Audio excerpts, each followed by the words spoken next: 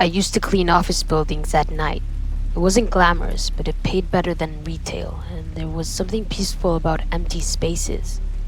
This one building I worked in was downtown, 6 floors, and they were all belonging to a small insurance company. Kind of place where people decorate their cubicles with family photos and faded birthday balloons. I usually clocked in around 10:30, worked my way floor to floor, and left a little after 1 a.m. No one else was ever there, or at least that's what I thought. One night, I was halfway through the 3rd floor when I noticed something odd. There was a coffee cup sitting on a desk that I had already cleaned earlier. It wasn't dusty or forgotten. The cup was actually steaming. That detail hit me hard. I hadn't seen or heard anyone since I came in. I checked my phone, 12:48 a.m. The last person should have left 5 hours ago. I tried to brush it off. Maybe someone had stayed late, gone to the restroom, whatever. But then I heard the elevator ding. Now, here's the thing. That elevator automatically locks at 11. Management made a big deal about it because of security costs. It shouldn't have been possible for anyone to use it at that hour. I walked out into the hall, heart thudding. The elevator doors opened slowly, but there wasn't anyone inside. I waited, trying to listen for footsteps, voices, something. But nothing, just the sound of fluorescent lights buzzing. I decided to finish fast and get out, but as I vacuumed, I heard something faint under the hum of the machine. Like a muffled scrape, like a shoe dragging against tile. I switched off the vacuum. Silence, then another scrape. Closer. Turned toward the sound, expecting to see someone at the far end of the hall. But all I saw was an office door closing slowly.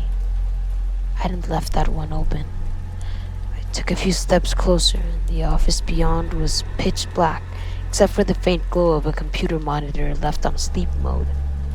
As I looked inside, the monitor suddenly brightened, the login screen. Then clear as day, I heard a voice whisper, "Don't be here." I froze. It came from inside the office, low and controlled, like someone talking through clenched teeth. Backed away and bolted for the stairwell. The whole way down, I heard footsteps above me, matching my pace. I locked myself in the supply closet on the 1st floor and waited until sunrise. When I came out, every office chair on that 3rd floor had been turned to face the hallway. No one else had a key to the building.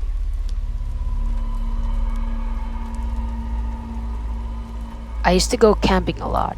Me and my cousin Nate would drive out Friday nights, hike into some quiet spot, and just chill, cook, drink, and talk about life. This one trip, though, it cured me of camping altogether. We went up to State Park we'd never been to before.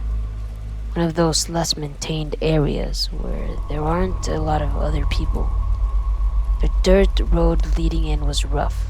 No ranger station, no other cars. When we finally found a clearing, there was already a tent set up maybe 30 yards away.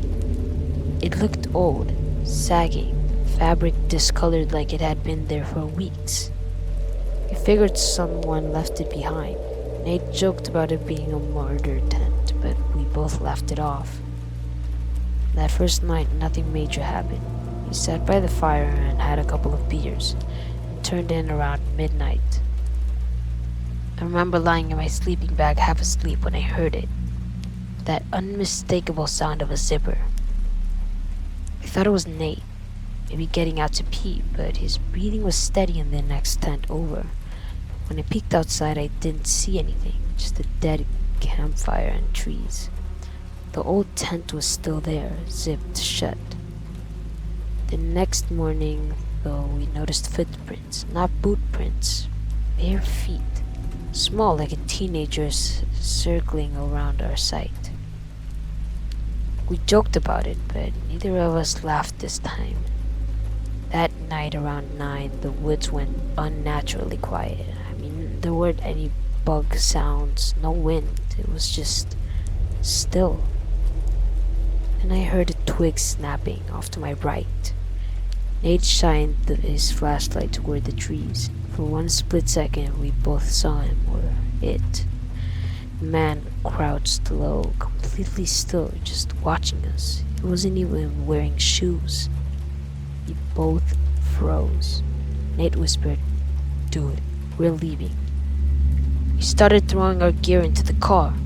As I zipped my bag, I heard it again. The same zipper sound. But this time it wasn't from our tent. It was behind us. When we turned, the old tent was gone. Just gone. Ground where it stood was bare, flat in grass, like it had never been there. We left everything and drove off. The whole drive back, I kept checking the rearview mirror, half expecting to see someone walking along the road barefoot. The park was closed 2 months later, something about unauthorized campsites and trespassing incidents. They never said what they found. I just moved to the city for work and needed a place, fast. Everything was crazy expensive, but then I found this ad on Craigslist. A room for rent in a quiet neighborhood, all utilities included, cash only. The landlord, which his name was Jeff, seemed normal enough. He was in his mid-40s, clean-shaven and polite. The house was old but tidy, and the room was decent. He only had 2 rules. Number 1, no guests, and number 2, keep your door locked at night for privacy. I mean, it was weird, but I figured he was just particular. The first week was fine. I worked late, came home, said hi, went to bed. Jeff mostly stayed in his room with the TV on low, but after a few days I noticed things were slightly off. A shirt I'd left on a chair would be folded. My phone charger moved. Once I came home and found the windows unlocked. Then one night around 2 a.m. I woke up to the sound of my doorknob turning. Slowly. Someone was testing it. Quietly. I didn't say anything. I just listened until it stopped. The next morning, I noticed small holes drilled above the frame of my door. Someone had mounted a small camera or peephole and taken it down.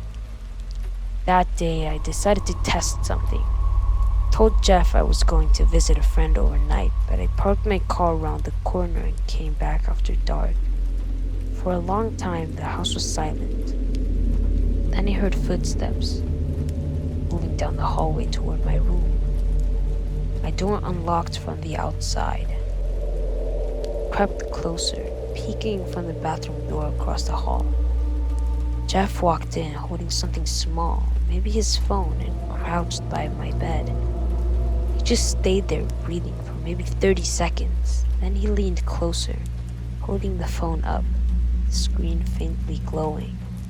That's when I stepped out and shouted his name. He froze. For a second, we just stared at each other. Then he bolted out the back door and disappeared into the night. When the police arrived, they found a small crawl space behind his closet with a hole cut through the drywall that opened directly into my room. Inside, they found clothes, toiletries, and a tiny camera lens hidden behind an air vent. The house was sold a few months later. I saw the listing photos. New drywall, new paint, and fresh flooring. But if you zoom in on one of the photos, you can still see it. Faint outline of a small square in the wall, patched over just slightly wrong. Before I start on the 4th story, I would really appreciate if you could like and subscribe, as it helps me make more videos. I work late shifts, so I usually end up grocery shopping around 11 p.m. The store's almost empty by then. Maybe a few workers restocking shelves and one sleepy cashier. One night I was grabbing a few things, milk, bread, the usual, until I noticed this guy in the next aisle over. Tall, maybe mid-30s, wearing a gray hoodie. I only noticed him because every time I switched aisles, he seemed to show up there a minute later. At first I brushed it off. People shop in patterns, but when I got to the self-checkout, I caught him standing by the magazine rack. No basket and no groceries. just staring at the monitors above me. When I left, he left, walked toward my car, fourth row under one of those flickering parking lot lights. I could hear his footsteps behind me, just slow enough to make it obvious he wasn't in a rush. I unlocked my car, got in fast, and locked the doors, and tried to act normal. He walked right past my car without looking. I waited for him to leave before I started the engine. When I looked up, I realized something was wrong. There was a folded piece of paper tucked under my windshield wiper. I got out, grabbed it, and read it under the light. It said, "You dropped this." I checked my pockets. Everything was there: keys, wallet, phone. When I looked back up, the man was standing 3 cars away, completely still, just watching me. I found that super creepy, so I jumped into my car and drove home. I didn't even stop for red lights. When I got to my apartment, I parked in a different spot and ran inside. Half an hour later, I heard something outside my window, the sound of a car door closing. When I looked out, there was a gray sedan idling by the curb. Same guy with the same hoodie. He didn't get out, he just sat there with the headlights off. That was 3 months ago. I don't shop at night anymore, but every few weeks I found that same folded piece of paper tucked under my windshield wiper.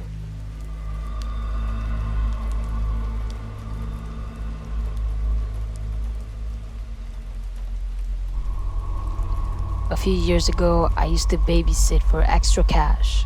One family. It was a really nice couple, 2 kids, and they lived in one of those big houses that always smelled like candles and new paint. They became regulars. They'd usually go out around 7 and come back before midnight. I'd make popcorn, let the kids watch a movie, and then put them to bed upstairs. It was easy money. One Friday, after the kids were asleep, I was sitting on the couch scrolling through my phone when I heard something faint click like a camera shutter. I looked around. The house was quiet, and I heard it again.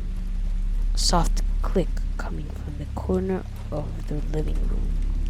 That's when I noticed the little red light, a tiny one near the vent under the TV. I got up and looked closer.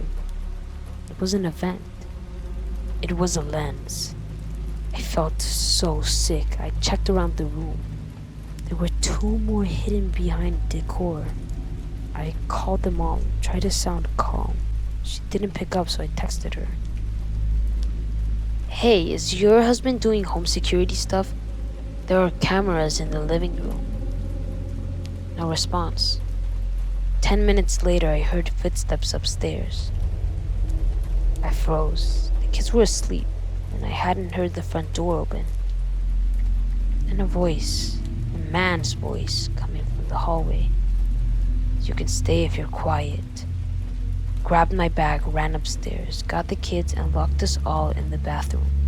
Called 911 and whispered what was happening. When the cops arrived, the front door was wide open. They searched the house and found the crawl space in the attic had been disturbed. Insulation pushed aside, blankets, food wrappers. Someone had been living up there. The cameras were hooked up to a laptop hidden behind the wall. The parents had no idea.